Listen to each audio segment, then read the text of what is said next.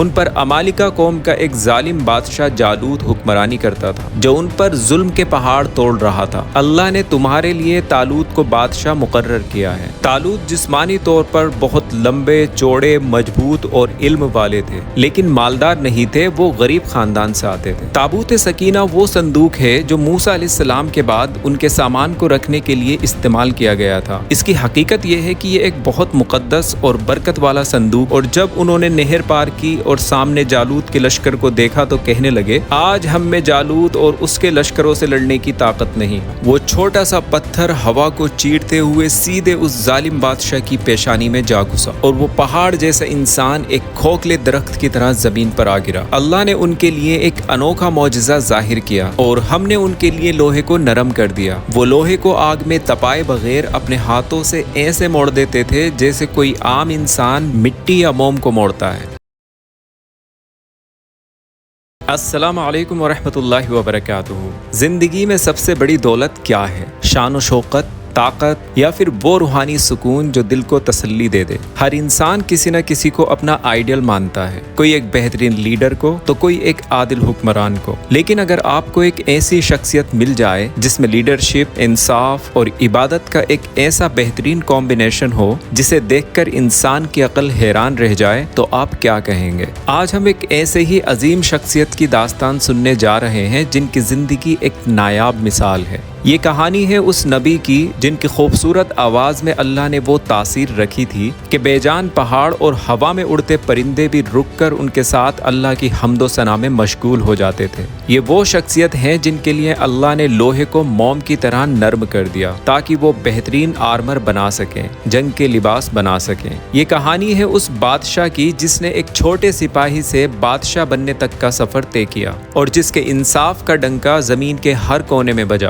اور یہ داستان ہے اس سپاہی کی جس نے صرف اپنے ایمان کی طاقت سے اس وقت کے سب سے بڑے ظالم کو، جالوت کو، صرف ایک پتھر سے زمین پر گرا دیا۔ ہم بات کر رہے ہیں حضرت داؤد علیہ السلام کی، ایک ایسے پیغمبر، ایک ایسے عادل بادشاہ اور ایک ایسے عبادت گزار بندے کی جن کی زندگی حکمت، بہادری، انصاف اور اللہ کی عبادت کا ایک خوبصورت کمبینیشن ہے۔ اس ویڈیو میں ہم صرف ان کے قصے اور کہانیاں نہیں سنیں گے، بلکہ قرآن کی آیتوں اور نبی کریم صلی اللہ علیہ وسلم کی صحیح احادیث کی روشنی میں ان کی اصل شان اور ان کے درجے کو سمجھنے کی کوشش کریں گے۔ ان کی پیدائش سے لے کر ان کی وفات تک، جالوت کی جنگ سے لے کر ایک آسمانی کتاب زبور کے نزول تک، ان کی عبادت کے روٹین سے لے کر انصاف کے امتحانوں تک، ہر ایک پہلو کو تفصیل سے ایکسپلور کریں گے۔ تو اگر آپ دین کی باتیں اور نبیوں کے قصے کو سنجیدگی سے سمجھنا چاہتے ہیں تو یہ ویڈیو آپ کے لیے ہے، کیونکہ یہ داستان ایک روشن اور انمول سفر ہونے والا ہے۔ تو چلیے اس نورانی سفر کا آغاز کرتے ہیں۔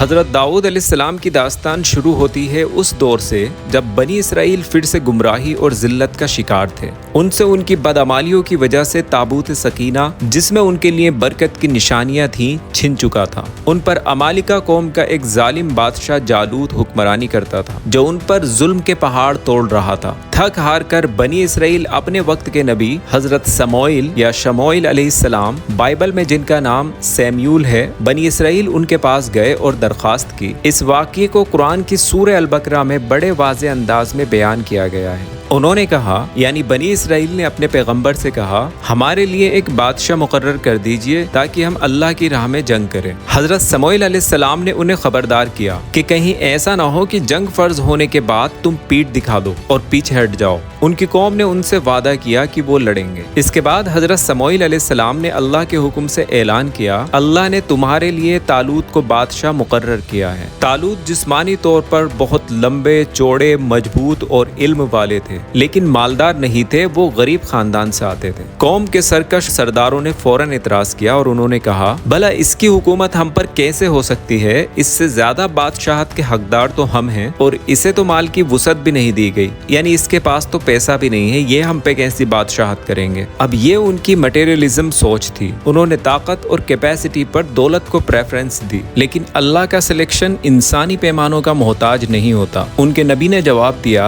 बेशक अल्लाह ने ही इसे तुम पर चुना है और इसे इल्म और जिस्म में ज्यादा कुशादगी दी है और अल्लाह अपनी बादशाहत जिसे चाहे देता है। निशानी के तौर पर उनके हक होने की दलील पर अल्लाह के हुक्म से फरिश्तों ने ताबूत सकीना लाकर तालूत के सामने रख दिया, जिसे देखकर उन्होंने तालूत की बादशाहत को एक्सेप्ट कर लिया। अब सवाल उठता है कि ये ताबूत सकीना क्या था जिसने पूरी कौम को एक कर दिया। ताबूत सकीना वो संदूक है जो मूसा अलैहिस्सलाम के बाद उनके सामान को रखने के लिए इस्तेमाल किया गया था। इसकी हकीकत यह है कि ये एक बहुत मुकद्दस और बरकत वाला संदूक था जिसमें कुछ तबर्रुकात यानी कुछ मुकद्दस चीजें रखी गई थी जो मूसा अलैहिस्सलाम और हारून अलैहिस्सलाम से रिलेटेड थी और ये बनी इसराइल के लिए एक बहुत अहम और बरकत वाली चीज थी। कुरान और अहादीस के मुताबिक इस ताबूत में कुछ चीजें थी, जैसे मूसा अलैहिस्सलाम की छड़ी, ये वही छड़ी थी जिससे उन्होंने समंदर को पार किया और मौजिज़े दिखाए। कुछ मुफस्सिरीन के मुताबिक इसमें तौरात की असल तख्तियाँ थी जो अल्लाह ने मूसा अलैहिस्सलाम पर नाजिल की थी और इसमें हारून अलैहिस्सलाम से जुड़ी हुई भी कुछ चीजें थी। बनी इसराइल इस ताबूत को अपने साथ रखते थे और ये उनके लिए अल्लाह की तरफ से सकीना यानी दिल को सुकून देने का जरिया था। जब वो जंग के लिए जाते थे तो इस ताबूत को अपने साथ ले जाते थे ताकि इसकी बरकत से उनके दिल में सुकून रहे और उन्हें जीत मिले। ये उनके ईमान की मजबूती और अल्लाह की मदद की निशानी थी। और जब बनी इसराइल की बुरी हरकतें बढ़ गईं, बदअमालियां बढ़ गईं, तो अल्लाह ने उनसे इस मुबारक ताबूत को छीन लिया। ये उनके लिए एक सजा और आजमाइश थी। इस वाक़ये का जिक्र कुरान मजीद में सूरह अल-बकरा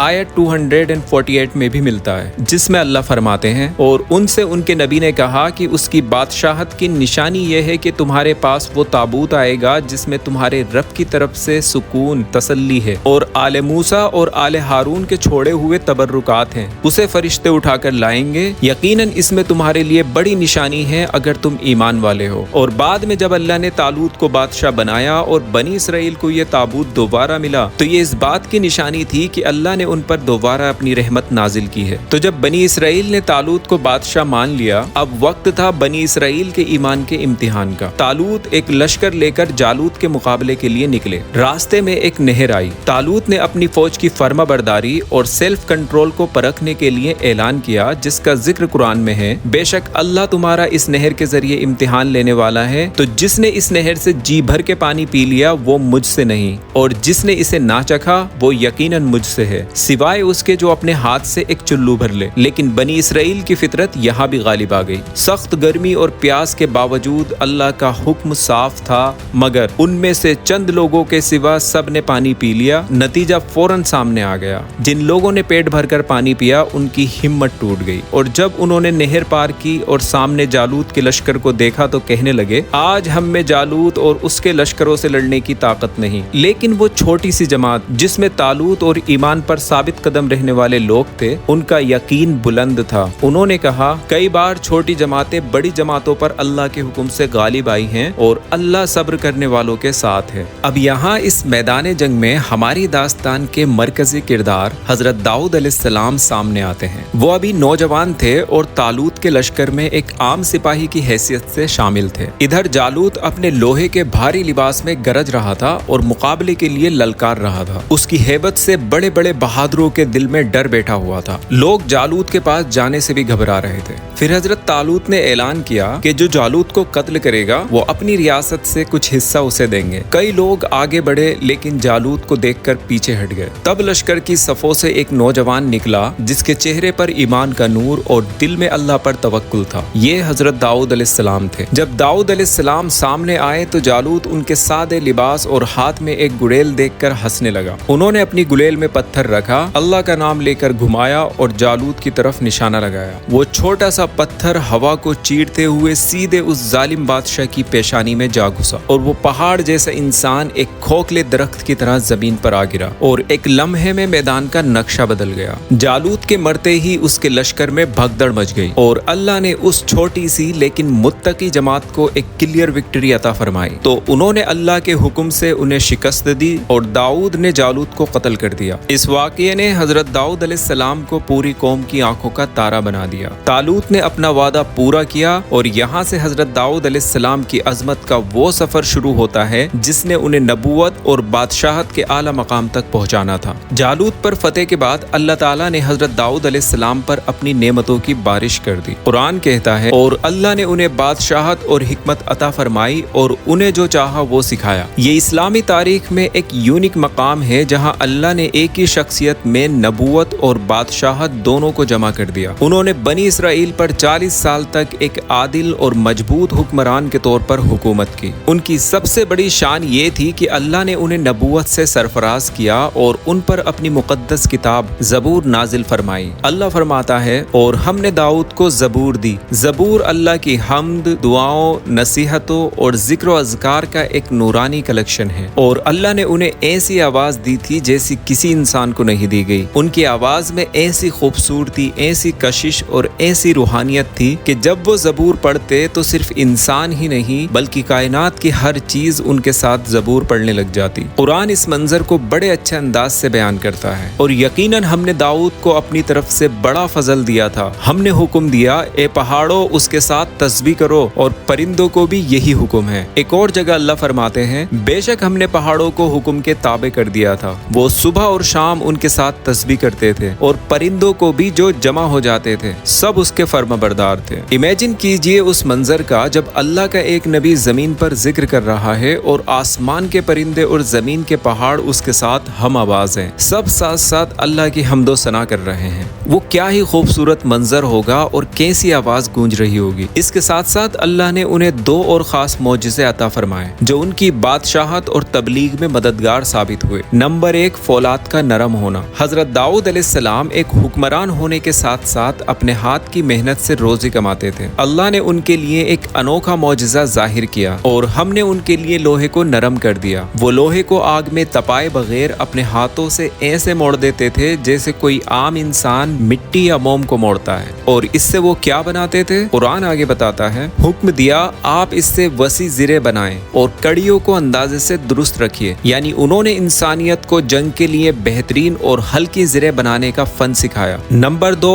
حکمت اور فصل الخطاب۔ اللہ نے انہیں زبردست عقل و فہم اور فیصلہ کرنے کی اعلیٰ صلاحیت دی تھی، اور ہم نے اس کی سلطنت کو مضبوط کیا اور اسے حکمت اور فصل الخطاب یعنی فیصلہ کن بات کرنے کی صلاحیت عطا کی۔ فصل الخطاب کا مطلب ہے ایسی کمپریہنسو اور فیصلہ کن گفتگو جو حق اور باطل کو بالکل الگ الگ کر دے اور کسی قسم کا ڈاؤٹ باقی نہ رہنے دے۔ ایک عظیم بادشاہ، ایک ماہر فنکار، ایک بہترین سپہ سالار، اتنی ساری ذمہ داریوں کے باوجود حضرت داؤد علیہ السلام کی اصل پہچان عبداللہ، اللہ کا بندہ ہونا تھی۔ ان کی عبادت کا معیار اتنا بلند تھا کہ رسول اللہ صلی اللہ علیہ وسلم نے ان کی مثال دے کر امت کو موٹیویٹ کیا۔ عبداللہ ابن عمرو رضی اللہ عنہ سے روایت ہے کہ نبی کریم صلی اللہ علیہ وسلم نے فرمایا اللہ تعالیٰ کو سب سے پسندیدہ نماز داؤد علیہ السلام کی نماز ہے، اور اللہ کو سب سے زیادہ پسندیدہ روزے بھی حضرت داؤد علیہ السلام کے روزے ہیں۔ وہ آدھی رات سوتے، پھر 1/3 1/3 حصہ قیام کرتے، اور پھر آخری 1/6 حصہ سوتے، اور وہ ایک دن روزہ رکھتے اور ایک دن افطار کرتے۔ یہ ہے دنیا اور دین میں بیلنس کی بہترین مثال۔ دن بھر میں بادشاہت کے فریضے انجام دیتے اور رات میں اللہ کے حضور ایک ہمبل بندے کی طرح کھڑے ہو جاتے، لیکن اللہ اپنے پیارے بندوں کو آزماتا بھی ہے تاکہ ان کے درجات اور بلند ہو اور دنیا کے لیے ان کی زندگی میں نصیحت کا سامان ہو۔ ایسا ہی ایک سخت امتحان حضرت داؤد علیہ السلام کو بھی پیش آیا، جس کا ذکر قرآن نے بڑے ہی پاکیزہ انداز میں بیان کیا ہے۔ یہاں پہ ایک ضروری بات یہ ہے، اس واقعے کو سمجھنے سے پہلے یہ عقیدہ یعنی یہ بلیف ذہن میں رکھنا لازمی ہے کہ اللہ کے سارے انبیاء اکرام معصوم ہوتے ہیں، گناہوں سے محفوظ ہوتے ہیں۔ ان سے جو چیز سرزد ہوتی ہے اسے زلہ یا ترک اولا کہتے ہیں، یعنی کسی بہتر کام کو چھوڑ کر کم بہتر کام کر لینا جو ان کی بلند شان کے مناسب نہیں ہوتا۔ تو قرآن کہتا ہے اور کیا آپ کے پاس ان جھگڑا کرنے والوں کی خبر پہنچی جب وہ دیوار کود کر عبادت خانے میں داخل ہوئے؟ جب وہ داؤد کے پاس آئے تو وہ گھبرا گئے، انہوں نے کہا ڈریے مت، ہم 2 جھگڑا کرنے والے ہیں، ہم میں سے ایک نے دوسرے پر زیادتی کی ہے، تو آپ ہمارے درمیان حق کے ساتھ فیصلہ کر دیجئے اور ناانصافی مت کیجئے اور ہمیں سیدھی راہ دکھائیے۔ ان میں سے ایک نے مقدمہ پیش کیا، بے شک یہ میرا بھائی ہے، اس کے پاس 99 دمبیاں ہیں اور میرے پاس صرف 1 دمبی ہے، اب یہ کہتا ہے کہ یہ ایک بھی میں اس کے حوالے کر دوں، اور یہ اس گفتگو میں مجھ پہ غالب آ چکا ہے، مطلب یہ اتنی بحث کر چکا ہے کہ اب میں تھک چکا ہوں، تو آپ ہی ہمارے بیچ میں فیصلہ کر دیجئے۔ اب مقدمہ سننے میں بالکل صاف تھا کہ ایک طرف 99 کی طاقت اور دوسری طرف 1 کی مظلومی۔ حضرت داؤد علیہ السلام نے فوراً فرمایا یقیناً اس نے تمہاری 1 دمبی کو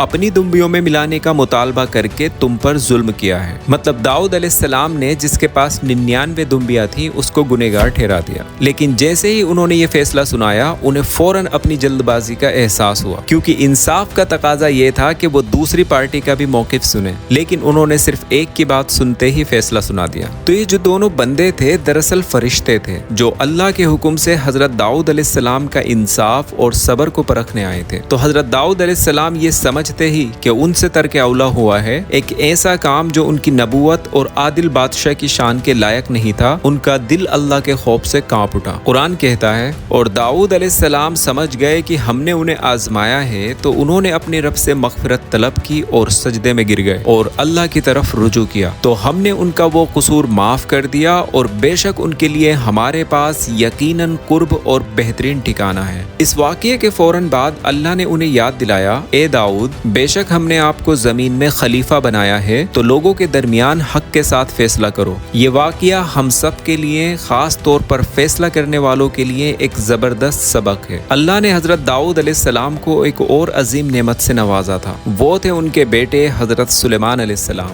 वो भी अपने वालिद की तरह हिकमत और इंटेलिजेंस में बेमिसाल थे। हजरत दाऊद अलैहिस्सलाम ने उनकी तरबियत पर खास तवज्जो दी थी। कुरान में एक खूबसूरत वाक़या है जो बाप बेटे की इस हिकमत भरी जोड़ी को दिखाता है। और दाऊद और सुलेमान को याद कीजिए जब वो खेती के बारे में फैसला कर रहे थे, जब रात के वक्त उसमें दूसरे लोगों की बकरियां घुसकर चर गई थी और हम उनके फैसले को देख रहे थे। यानी एक शख्स की बकरियां दूसरे के खेत में घुसकर उसके चारे को खा गईं और बर्बाद कर दिया। तो हजरत दाऊद अलैहिस्सलाम ने फैसला सुनाया कि खेत के नुकसान के बदले में बकरियां खेत के मालिक को दे दी जाएं। लेकिन हजरत सुलेमान जो उस वक्त कमसिन थे, उन्होंने अर्ज किया, इससे बेहतर फैसला हो सकता है। उन्होंने अपना सजेशन दिया कि ठीक है, बकरियां खेत वाले को दे दी जाएं ताकि वो उनके दूध और ऊन से फायदा उठाए, और ये खेत बकरियों के मालिक को दे दिया जाए ताकि वो उस पर मेहनत करके उसे वापस उसकी पहली जैसी हालत पर ले आए, और जब खेत ठीक हो जाए तो हर एक को उसकी चीज वापस मिल जाए। यानी खेत वाला अपना खेत वापस ले ले और उसकी बकरियां वापस कर दे। कुरान इस फैसले की तायीद करते हुए फरमाता है, तो हमने इस फैसले का सही फहम सुलेमान को दे दिया और हमने हर एक को हुकूमत और इल्म अता किया था। हजरत दाऊद अलैहिस्सलाम का अपने बेटे के बेहतर फैसले को खुशी से कबूल कर लेना उनकी अपनी अदालत और एरोगेंस से पाक होने की दलील है। जैसा कि कुरान में मेंशन है कि हर जिंदा चीज को एक दिन मरना है, यानी हर जिंदा चीज को अल्लाह एक दिन मौत दे देगा। हजरत दाऊद अलैहिस्सलाम की वफात का वाकया भी बड़ा इबरत से भरा हुआ है। मुस्नद अहमद में इसकी तफसील मिलती है कि हजरत दाऊद अलैहिस्सलाम बहुत गैरतमंद थे।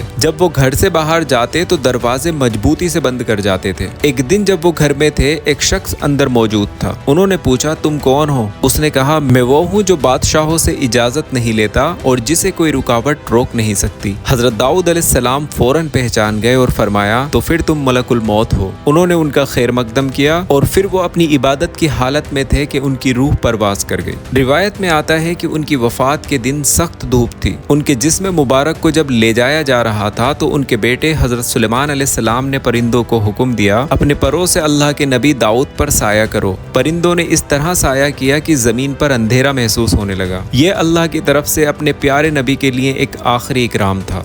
तो दोस्तों, हज़रत दाऊद अलैहिस्सलाम की ज़िंदगी एक आईने की तरह है, जिसमें एक मोमिन, एक हुक्मरान, एक दाई और एक आम इंसान सब अपने लिए एक रिफ्लेक्शन देख सकते हैं। अल्लाह ने उन्हें बेशुमार नेमतों से नवाजा, बेहतरीन आवाज़ दी, हिकमत, हुकूमत, मौजज़ात, लेकिन वो हमेशा शुक्र करने वाले और अल्लाह के आगे झुकने वाले बंदे बने रहे। इंसान की असल अजमत मालो दौलत या ताकत नहीं है, बल्कि अल्लाह के खौफ, उसकी इताअत और उसकी मखलूक के साथ इंसाफ में पोशीदा है। अल्लाह से दुआ है कि वो हमें कुरान को समझ कर पढ़ने, अंबिया इकराम की जिंदगियों से सबक हासिल करने और उनके बताए हुए रास्ते पर चलने की तौफीक अता फरमाए। आमीन या रब्बल आलमीन।